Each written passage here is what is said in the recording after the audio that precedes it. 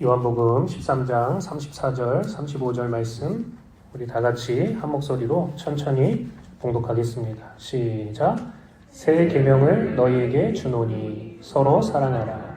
내가 너희를 사랑한 것 같이 너희도 서로 사랑하라. 너희가 서로 사랑하면 이로써 모든 사람이 너희가 내 제자인 줄을 알리라. 아멘. 할렐루야. 예, 우리가 신앙생활 하면서 어디에 뿌리를 두어야 되는가? 이거 굉장히 중요한 질문이죠. 우리가 지난주에 같이 이 말씀을 나눴었습니다.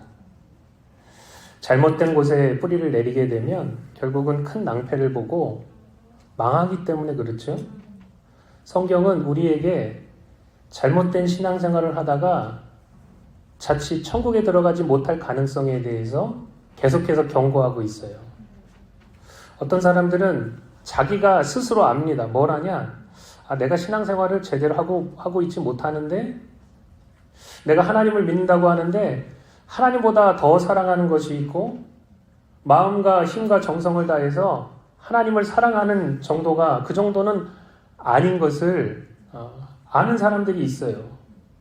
근데 문제는 자기가 신앙생활을 잘 하지 못하고 있다가 자기가 잘못된 신앙생활을 하고 있는지 몰랐다가 나중에 천국 문 앞에 가서 알게 되는 케이스가 있습니다. 요즘에 젊은 사람들은 이것을 입구 컷이라 그러는데, 입구에서 컷 당했다. 그래서 입구 컷이라 그러더라고요. 입구에서 못 들어가게 제지당하는 거예요. 줄 서서 열심히 기다렸는데 이런 일을 당하면 얼마나 억울하겠습니까? 만약에 여러분이 미국 이민을 위해서 모든 재산 다 잘 정리해가지고 이미 돈도 다 미국에 보내놓고 비행기표 사가지고 미국 공항에 딱 내렸는데 입국 심사에서 너는 안 돼. 그렇게 입국 컷을 당했다고 생각해 보세요. 얼마나 황당할까요? 그죠? 그런데 여러분, 최악의 입국 컷은 다른 데서 당하는 게 아니고 천국 문 앞에서 당하는 거예요. 못 들어가 하면 어떻게 할 겁니까? 이게 얼마나 황당하고 억울한 일이겠어요? 근데 예수님은 그런 사람들이 생각보다 많을 것이다. 그렇게 경고하고 계시다는 거예요. 그럼 도대체 뭐가 잘못됐을까요? 왜 이런 일이 발생할까요? 구원이라는 것을 너무나도 안일하게 생각하는 사람들이 굉장히 많이 있습니다. 어떻게 되겠지? 어떻게든 들어가겠지? 예수님은 쉽지 않다고 말씀하시는데도 불구하고 이 청개구리도 아니고 구원을 너무 가볍게 생각하는 사람들이 많다는 거죠. 정말 우리가 영적인 부분에 있어서 안 좋은 자세는 뭐냐? 나는 아니지요, 나는 아닐 거야 하는 자세입니다. 어디서 많이 들어보셨죠? 누가 그렇게 얘기했어요? 예수님 팔아먹었던 가룟 유다가 너희 중에 하나가 나를 팔리라 했을 때 뭐래? 나는 아니지요. 주님, 나는 아니지요. 이렇게 얘기했단 말이죠. 그런 사도 바울은 영적으로 뛰어났던 하나님의 사람입니다. 그는 심지어 3층 천에 올라갔다 왔어요. 하나님의 보좌가 있는 그 3층 천에 올라갔다 온 사람입니다. 그리고 그는 거기서 생명책도 보았고요. 생명책에 적힌 이름도 보았다. 그렇게 성경이 이야기하고 있습니다. 얼마나 대단한 사람입니까? 그런데 그런 그조차 자기가 구원을 이루어가면서 나는 두렵고 떨림으로 구원을 이루어가고 있어. 때로는 내가 남에게 열심히 전파하지만 도리어 다른 사람은 구원하고 나는 버림받고 천국에 들어가지 못할까 두려운 마음이 들 때가 많아. 이렇게 이야기했다는 거예요. 그러니까 자세가 다르죠. 나는 아니지요 하는 것과 나도 그럴 수 있는 가능성이 있다는 것을 알고 두렵고 떨림으로 이 길을 걸어가는 것. 이게 다른 이야기라는 거죠. 그러므로 여러분, 우리가 정말로 구원을 추구하는 자라면, 정말 저 천국에 들어가고 싶어하는 자라면 정신을 번쩍 차려야 됩니다. 그냥 안일하게 천국 가겠지 이렇게 생각하다가는 큰 코 다친다는 거죠. 여러분, 군대에서 장교 훈련을 받을 때 대다수의 훈련이 아주 빡시고 힘이 듭니다. 굉장히 많이 괴롭혀요. 정신적으로 너무나도 힘들게 해요. 그냥 사람으로 대우해 주는 게 아니고요. 그냥 욕하고 반말하고 사람을 아주 그냥 들들 볶는 게 그렇게 군대의 훈련들이죠. 그런데 희한한 것은 유독 한 훈련에서만 아주 진지하게 또 집중해서, 그리고 욕이나 험한 말도 안 해요. 아주 부드럽게 훈련을 받았던 기억이 있습니다. 다른 훈련은 안 그러는데 이 훈련 때는 조교가 자기 자신이 먼저 긴장을 하고 또 사람들을 자극시키지 않으려고 굉장히 노력을 해요. 그래서 계속해서 잘 설명해주고 주의에 주의를 주고 경고에 경고를 하고 또 연습도 많이 하고 본 훈련을 진행합니다. 여러분 그 훈련이 뭔지 아십니까? 생각해보세요. 총 쏘는 건가? 아니면 가스 하는 화생방인가? 유격 훈련인가? 무슨 훈련이지? 여러분 수류탄 투척 훈련을 할 때 이게 좀 다르게 훈련한단 말이죠.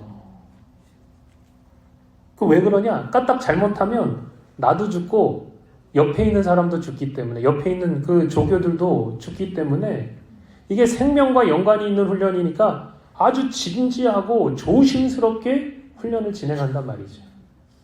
생명과 연관이 있기 때문에 그렇습니다. 여러분 구원과 천국의 중요성을 무슨 말로 더 강조하면서 설명할 수 있을까요? 예수님 뭐라고 말씀하셨냐? 사람이 온 천하를 얻고도 그렇게 대단한 사람이라고 해도 제 목숨을 잃으면 그게 무슨 소용이 있겠느냐. 그러니까 사람의 목숨이 참으로 귀하다는 거죠. 그죠? 그러니까 육적인 목숨도 이렇게 귀한데 우리가 죽음 위에 있을 그 심판과 영생은 얼마나 더 귀하겠어요. 사람들이 그 중요성을 깊이 생각해보지 않는 것이 문제라는 거죠.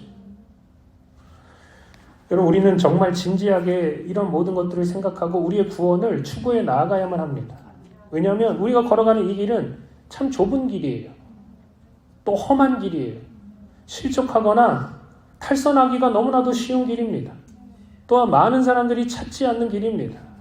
그렇기 때문에 하나님의 말씀이 뭐라고 말씀하시는지를 아주 주의 깊게 듣고 그 핵심을 붙잡아야 된단 말이죠. 우리가 신앙생활하면서 중심을 붙잡아야지 자꾸 겉만 핥아가지고 겉만 붙잡아가지고 될 일이 아니란 말이죠. 여러분 수박 먹는데 알맹이 먹어야지 겉만 혀로 핥다가 끝나버리면 그것만큼 어리석은 일도 없는 거예요. 나 수박 먹었다 할 수 없는 것입니다. 그러니까 핵심은 뭐냐? 우리가 뿌리를 내리는데 어디에 뿌리를 내려야 되냐? 예수 그리스도께 우리의 이 영적인 뿌리를 깊이 내려야 된단 말이죠. 지난주에 우리가 말씀을 나누면서 예수님께 뿌리를 내리는 것은 단순히 그냥 교회 생활을 열심히 하는 거 아니다. 교회 생활에 뿌리를 내리는 거 아니다. 그렇게 이야기했습니다. 또 예수님께 뿌리를 내리는 것은 단순히 그냥 사람에게 뿌리를 내리는 게 아니다. 이렇게 얘기했습니다. 목사 좋아하고 목사 쫓는 거 아니에요. 목사에게 뿌리를 내리는 거 아닙니다. 여러분 주변에 있는 그 사람들에게 여러분의 뿌리를 내리는 게 아니에요. 우리가 까딱 잘못하면 참 속기 쉽단 말이죠. 속기가 너무 쉬워요. 교회 생활도 중요하고요. 함께하는 사람들도 필요하지만 이게 중심이 아니란 말이죠. 여러분 예수님께 뿌리 내린다는 것은 다른 어떤 것이 아니고 그분이 내 마음속에 계시는 것을 말해요. 신앙생활은 다른 어떤 거 아닙니다. 그냥 겉으로 보이는 종교적인 활동, 열심, 최선을 다하는 거 이게 아니고요. 예수님이 내 안에 계시는 거예요. 그분을 우리 마음에 모시고 그분과 함께하는 것이 바로 예수님께 뿌리를 내리는 것입니다. 근데 이게 신앙의 핵심인데 희한한 것은 사람들이 신앙생활을 한다고 하면서 예수님을 마음에 모시고 그분과 동행하는 사람들이 생각보다 많지 않다는 것이 문제입니다. 자꾸 마음에 헛된 것만 쌓아놓는 거예요. 마음을 자꾸 딴 데 쓰는 거예요.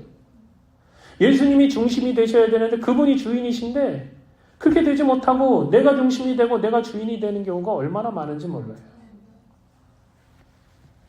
참 우리 주변에 함께하는 것들이 참 많이 있죠. 우리가 붙잡고 함께 가는 것들이 많이 있죠. 근데 그런 모든 것들을 예수님과 하지 않는 것이 문제라는 것입니다. 도대체 여러분 무엇을 믿고 있는 것인가요? 도대체 뭐로 천국문에 들어가겠다는 것인가요? 그저 우리가 신앙생활을 어느 정도 했다는 것으로 우리가 천국에 들어갈 수 있습니까? 아니면 내가 잘난 것, 아니면 내 지혜 가지고 그게 가능합니까? 아니면 내가 잘한 것들, 내가 노력하고 내가 최선을 다했던 것들, 그 노력과 최선 가지고 천국에 들어가는 것입니까? 여러분, 우리가 분명히 알아야 되는 것은 천국에 들어갈 수 있는 자격은 나에게서 나오지 않아요. 나에게서 나오지 않습니다. 내가 아무리 잘나고 내가 뭘 잘해서 나오는 게 아닙니다. 구원이라는 것이 나에게서 나오지 않는다는 거예요. 여러분, 우리는 오직 예수님을 통해서 예수님 때문에 구원을 받습니다.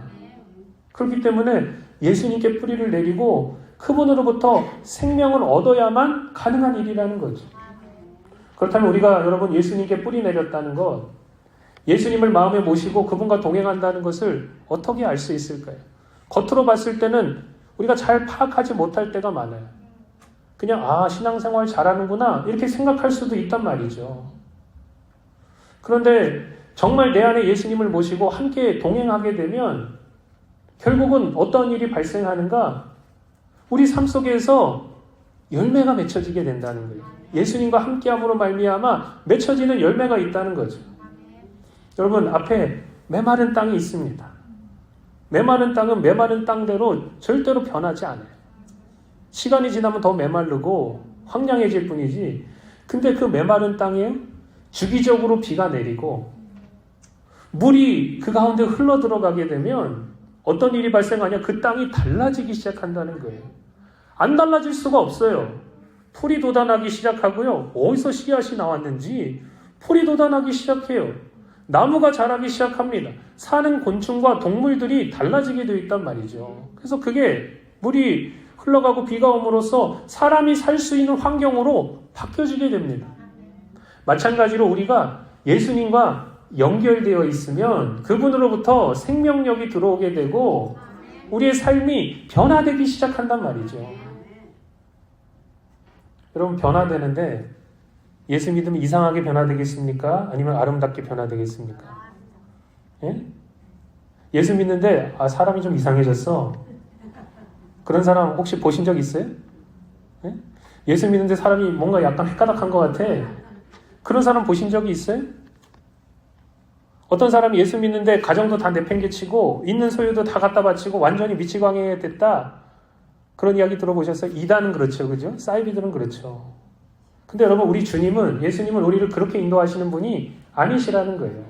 예수님은 가정을 사랑하십니다. 왜 그래요? 가정을 예수님이 만드셨기 때문에 그래요. 또 우리가 예수님께, 예수님 내가 가진 모든 것 다 드릴게요. 그러면 야 그래 옳았구나 잘됐다 다 내놔라 이렇게 하시는 분이 아니라는 거예요. 오히려 예수님 뭐라 그럴까요? 야 오버하지 말고 그냥 네 마음과 정성과 사랑 담아서 10분의 1 바쳐. 그리고 나머지 가지고 네 삶과 네 가정들 잘 돌봐. 그러면 네 사랑과 그 믿음 보고 내가 너와 네 자녀와 네 삶의 지경을 축복해 줄게. 그래서 하나님이 살아계시고 역사한다는 것을 네 삶을 통해서 내가 보여줄게. 주님 이렇게 말씀하신다는 것이죠. 그러니까 예수님과 함께하게 되면 우리가 아름답게 변화되게 되는데 그 아름답게 변화되는 열매의 핵심이 뭐냐? 그게 바로 여러분 사랑이라는 것입니다. 예수님은 오늘 본문 말씀에서 너희가 나를 따르는 제자인 것을 어떻게 알 수 있는가? 그것을 말씀하고 계세요. 오늘 35절 말씀을 한번 보세요. 여기 보면 이렇게 나와 있습니다. 너희가 서로 사랑하면 이로써 모든 사람이 너희가 내 제자인 것을 알리라. 이렇게 이야기하고 있어요. 그러니까 사랑이라는 이 열매를 통해서 내가 예수를 따르고 있음이 증명되게 된다는 거죠. 다른 어떤 것으로 증명되는 게 아니에요. 내가 예수와 함께하고 내가 그분을 모시고 있고 내가 그분을 따르고 있다면 반드시 그 믿음은 사랑으로 증명될 수밖에 없습니다. 이 세상에서 가장 거짓말을 안 하는 것이 바로 열매예요. 열매가 거짓말합니까? 가시나무가 갑자기 포도 열매를 맺을 수 있어요? 불가능한 이야기라는 거죠. 여러분 육적인 열매도 그럴지인데 영적인 열매는 절대로 거짓말하지 않습니다. 만약에 열매가 없던지 아니면 나쁜 열매가 맺혀지고 있다면 우리가 걸어가는 이 길을 좀 심각하게 생각해 보아야 된단 말이죠. 여러분 누가복음 13장 6절부터 보면 이런 말씀이 나옵니다. 우리 한번 천천히 한번 읽어볼까요? 시작. 이에 비유로 말씀하시되 한 사람이 포도원에 무화과 나무를 심은 것이 있더니 와서 그 열매를 구하였으나 얻지 못한지라 포도원 지기에게 이르되 내가 3년을 와서 이 무화과 나무에서 열매를 구하되 얻지 못하니 찍어버리리라. 어찌 땅만 버리게 하겠느냐. 대답하여 이르되 주인이여 금년에도 그대로 두소서. 내가 두릅하고 거름을 줄이니 이후에 만일 열매가 열면 좋거니와 그렇지 않으면 찍어버리소서 하였다 하시니라. 아멘. 여러분, 신앙생활을 하면서 우리는 말로는 그럴듯하게 말하고 겉으로 꾸미는 것은 그럴듯하게 꾸밀 수 있다는 것이죠. 그런데 문제는 어디 있냐? 우리가 실제로 예수님과 연결되어 있지 않으면 우리의 삶에 열매가 없을 수밖에 없습니다. 당연히 우리가 열매를 맺어야 되는데 수년이 지났음에도 불구하고 열매가 없다면 여러분, 아무리 두릅하고 거름을 줘도 안 되는 건 안 되는 거예요. 제가 너무 부정적입니까? 제가 너무 부정적이에요? 시간이 꽤 지났음에도 열매가 없다는 것은 그 이후에도 열매를 맺을 가능성이 거의 없다는 것을 뜻합니다. 주인이 이미 왔을 때 열매를 구했을 때는 열매가 맺혀져야 하는 시점이었다는 거예요. 근데 열매가 안 맺혀지는 거예요. 시간을 좀 달라고 합니다. 그 주인은 제너러스하니까 시간을 좀 더 줍니다. 그래? 네가 걸음을 좀 더 줄 거야? 두릅 팔 거야? 그래서 한번 열매를 맺혀 보려고 노력해 볼 거야? 해봐. 그런데 여러분, 열매가 없으면 결국 그 나무는 어떻게 돼요? 찍혀서 불에 던져질 수밖에 없다는 것이죠. 물론 여러분, 우리는 하루아침에 열매를 맺을 수 없습니다. 사람이 여러분 하루 사이에 180도 바뀐다? 그런 건 없어요. 어떤 사람이 갑자기 교회 와서 나 예수 믿겠습니다 하고 삶이 180도로 바뀌었다? 그런 거 없습니다. 그리고 처음부터 열매가 뭐 가득한 삶, 그런 거 없다는 거예요. 갑자기 내가 막 열매를 막 주렁주렁 갑자기 맺는다? 그런 거 없습니다. 여러분, 나무가 조그만 그런 초목과 같은 나무가 심기어지면 첫 해부터 열매를 기대할 수 없어요. 몇 해는 자라고 열매 맺는 단계까지 나아가도록 기다려야 됩니다. 그러니까 인내가 필요하다는 거예요. 근데 우리는 뭐예요? 당장 뭔가 열매를 구합니다. 당장 내나 당장 뭔 결과를 받고 싶어. 그런 생각을 우리가 가질 때가 너무나도 많이 있다는 거죠. 인내하지 못하기 때문에 자꾸 뭘 파헤쳐보고 제대로 심겨진 거 맞아? 이거 뭐 문제 있는 거 아니야? 넌 도대체 왜 그러냐? 열매도 못 맺고. 여러분, 우리에게 필요한 건 다른 어떤 게 아니라 인내가 필요하다는 거예요. 나무가 심겨지면 첫 해부터 열매를 기대할 수 없습니다. 몇 년은 기다려야 돼요. 인내가 절대적으로 필요한 거예요. 그래서 몇 해 지나면 어느 순간 조그마한 열매들이 맺혀집니다. 그것도 몇 개 안 올라와요. 그마저도 보잘것없고 쓸모없어 보이기까지 합니다. 뭐야 이거? 이게 큰 걸 기대했는데 도대체 뭐야 이거, 먹지도 못하는 거. 여러분, 그렇다고 그 나무를 뽑아 없앨 수 있습니까? 그럴 수 없다는 거예요. 왜요? 이제부터 시작이기 때문에 그렇습니다. 열매가 보이기 시작한다는 것은 뿌리가 잘 내렸다는 것을 의미하고 생명 진액을 빨아들이고 있다는 것을 의미하기 때문에 그래요. 그렇기 때문에 그때 우리가 뭐 해야 되냐? 보잘것없는 열매를 맺었다고 포기하고 뽑아버릴 것이 아니고 그 열매를 잘 솎아내주고, 그죠? 그리고 가지치기를 잘 해줘야 됩니다. 이게 열매 맺는 나무에 꼭 필요한 작업이라는 거죠. 그 열매를 잘 솎아내주고 가지치기를 잘 해줘야 됩니다. 그러면 그 후년에 전년보다 더 나은 열매를 더 많이 맺게 돼 있단 말이죠. 또 다시 열매를 솎아주고 가지치기를 해주고 잘 정돈해주면 3, 4년이 흐르면 우리가 먹을 수 있는 아름답고 맛있는 과일들, 열매들이 주렁주렁 맺혀지는 게 이게 여러분 법칙이라는 것이죠. 우리에게 뭐가 필요합니까? 인내가 필요합니다. 기다려줘야 돼요. 여러분은 예수를 믿고 신앙생활을 하시면서 여러분 삶 속에 어떤 열매를 맺고 계십니까? 여러분은 지금 예수님께 얼마나 오랫동안 뿌리를 내리셨습니까?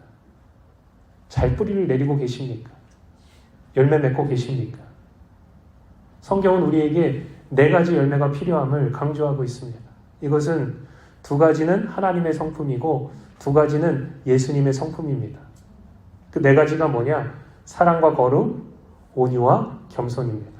하나님은 사랑이시고 하나님은 거룩하시죠? 예수님은 자기 스스로를 뭐라 그랬어요? 나는 온유하고 겸손하니 이렇게 말씀하셨어요. 이 네 가지 열매가 우리 삶 가운데 반드시 필요하다는 거죠. 먼저 우리는 시간이 지날수록 사랑과 온유의 사람이 되어야 됩니다. 사랑과 온유가 여러분 시간이 지날수록 여러분의 삶 가운데 조금씩 넘쳐나고 계십니까?